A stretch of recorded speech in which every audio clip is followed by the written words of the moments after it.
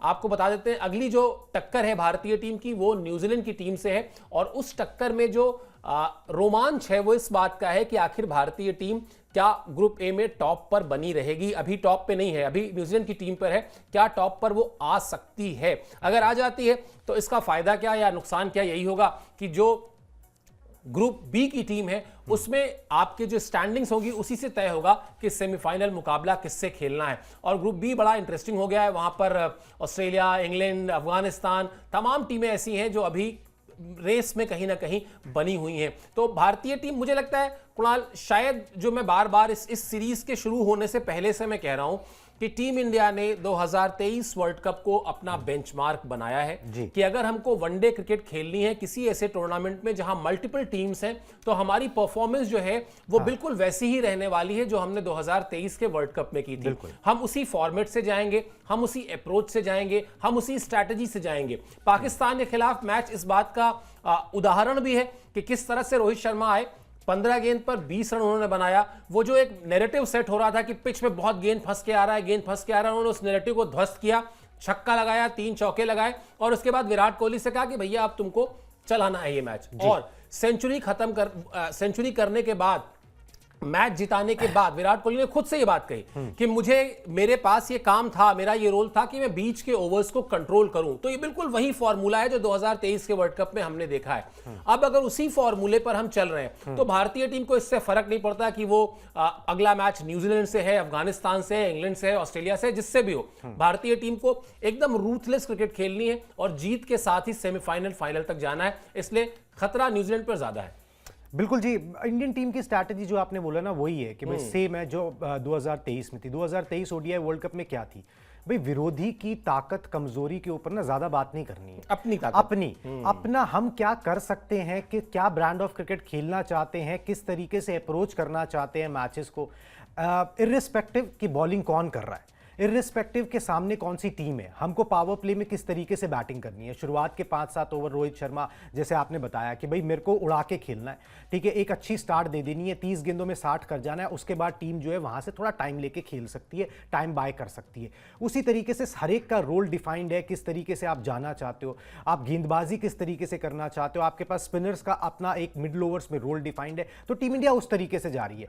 आप विरोधी से खौफ खाओ, विरोधी से बहुत ज्यादा सचेत हो जाओ या विरोधी को बहुत हल्के में ले लो ना, विरोधी को माइनस ही कर दिया गया है। कोई ना कोई तो आएगा ही खेलने के लिए। अब आपने बोला कि भाई इंडियन टीम अभी जैसे ग्रुप में सेकंड पे है, ठीक है, अब ग्रुप बी में से जो है किसी एक टीम से खेलना होगा, या तो साउथ अफ्रीका होगी या ऑस्ट्रेलिया होगी।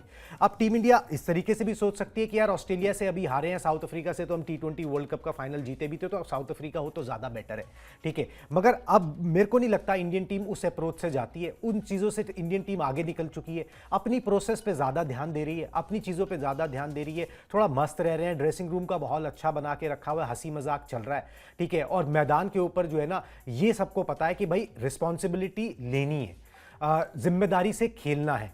चाहे वो शुभमन गिल ले रहे हैं, जब से उपकप्तान बनाए गए हैं, विराट कोहली ले रहे हैं जो उनके बेस्ट बैटर हैं, कि भाई वो 90 मिनट पहले बल्लेबाजी करने आ जाते हैं टीम से, कि भाई बड़ा मैच आ रहा है तो मैं ज़्यादा एफर्ट लगाता हूं, जब रन बनने होंगे तब बनेंगे, मेरे एफर्ट में कोई कमी नहीं होनी चाहिए। अगर इस तरीके से हर कोई जिम्मेदारी लेके खेलेगा, अपनी वैल्यू को समझेगा। हार्दिक पांड्या, कोई भी लीडरशिप रोल नहीं है उनके पास, मगर जब स्टेप अप करने का टाइम आता है तो करते हैं, ठीक है। वहां पर पाकिस्तान के खिलाफ करते हैं। तो ये होता है कि भाई आप एकजुट होकर खेल रहे हो, एक कॉमन कॉज के लिए खेल रहे हो कि हमको चैंपियंस ट्रॉफी जीतनी है। आप सामने जो भी आएगा, ठीक है, उसको देखा जाएगा और अपनी प्रोसेस जो है हमें वो करनी है। अब सामने जो मर्जी आता जाए उससे फर्क नहीं पड़ता है। अब अगर ऑस्ट्रेलिया के पास फ्रंट लाइन पेसर्स नहीं है तो नहीं है, उसमें हमारी कोई गलती नहीं। हम जिस तरीके से जाना चाहते हैं हम जाएंगे और मैचेस को उसी तरीके से कंप्लीट करेंगे। बिल्कुल, और यही स्ट्रैटेजी होनी भी चाहिए। चलिए जरा ग्रुप बी जो है उसकी गणित थोड़ा समझाते हैं। वहां पर बड़ा दिलचस्प समीकरण बना हुआ है क्योंकि एक मैच जो है वहां बारिश की भेंट चढ़ गया और इसलिए भी थोड़ा सा वहां पर कहानी इंटरेस्टिंग हो गई है। रोमांचक है ग्रुप बी का गणित। ग्रुप बी में फिलहाल साउथ अफ्रीका टॉप पर है। साउथ अफ्रीका और ऑस्ट्रेलिया का मैच जो है वो बारिश की वजह से रद्द हो गया, तो अब उनके पास जो है उस मैच से सिर्फ एक पॉइंट आए। इसका फायदा हुआ या नुकसान ये बाद में समझ में आएगा जैसे जैसे टूर्नामेंट आगे बढ़ेगा। साउथ अफ्रीका और ऑस्ट्रेलिया के अंक बढ़ गए और इंग्लैंड और अफगानिस्तान जो 2 और टीमें हैं उनको अभी 2-2 मैच और खेलने हैं, यानी उनके पास अभी 4-4 पॉइंट हासिल करने का मौका है। तो बिल्कुल वही वाली बात है कुणाल जो अभी आप कह रहे थे ना कि ये भारतीय टीम शायद इस लिहाज से नहीं सोच रही होगी कि साउथ अफ्रीका आ जाए या ऑस्ट्रेलिया आ जाए या इंग्लैंड आ जाए तो हमारे लिए राहत की बात होगी। सबसे बड़ी बात यह है कि जिस टीम को भी आना है आ जाए, हम अपनी तरफ से पूरी तरह तैयार हैं। बावजूद इसके अगर ये जितने भी ग्रुप बी में आप जाएं और जो हमने अभी देखा और जो माइकल अर्थटन या नासिर हुसैन के पेट का दर्द है उसको भी अगर इसमें शामिल कर लिया जाए, एक चीज तो समझ में आ रही है कि जिस टीम के पास बेहतर स्पिनर होगा वो फंसा सकती है भारत को भी। कीपिंग इन माइंड पिच, फिर स्पिनर्स के खिलाफ थोड़ा असहज होना। आपकी चॉइस क्या है? अगर मान लेते हैं 3 टीमें जो अभी रेस में हैं, ऑस्ट्रेलिया मान लें, साउथ अफ्रीका मान लें और इंग्लैंड मान लें, आपको लगता है कि भारतीय टीम इन तीनों ही टीमों में जो स्पिन डिपार्टमेंट है उसको लेके थोड़ा सतर्क रहने की जरूरत है? कोई भी आ जाए फिर सामने। सर देखो, अगर वैसे देखा जाए तो फिर आप ये देखोगे भाई हर एक के पास कोई बहुत ज्यादा स्पिनर्स नहीं है, एक स्पिनर्स के साथ ये टीमें खेलती हैं ज्यादातर पे। ठीक है, इंग्लैंड के आदिल रशीद ने परेशान किया, मगर वो क्या इतना इंपैक्ट डाल पाए कि आपको ओडीआई सीरीज हरा दी उन्होंने? ऐसा नहीं हुआ। ठीक है, ऑस्ट्रेलिया के पास आपके फ्रंटलाइन गेंदबाजी ही नहीं है। ठीक है, तो वो क्या उस तरीके से फंसा सकते हैं? मुझे नहीं लगता। मगर हाँ, अगर आप इंडियन पॉइंट ऑफ व्यू से पूछें, इंडियन टीम का तो मैं नहीं जानता भाई क्या मानसिकता होगी कोच और कप्तान की। मुझे तो नहीं लगता कि वो किसी से डरे हुए हैं या खौफ खाए हुए हैं। ठीक है, मगर ये है कि ऑस्ट्रेलिया को फेस नहीं करना चाहेंगे। अभी हाल फिलहाल में हारे हुए हैं, आप उस टीम को फेस करना चाहोगे फाइनल से पहले, सेमीफाइनल मुकाबले के अंदर, जहां पर आपको ना अच्छी यादें हो, कंफर्टेबल हो और आपको ना हौसला बढ़े।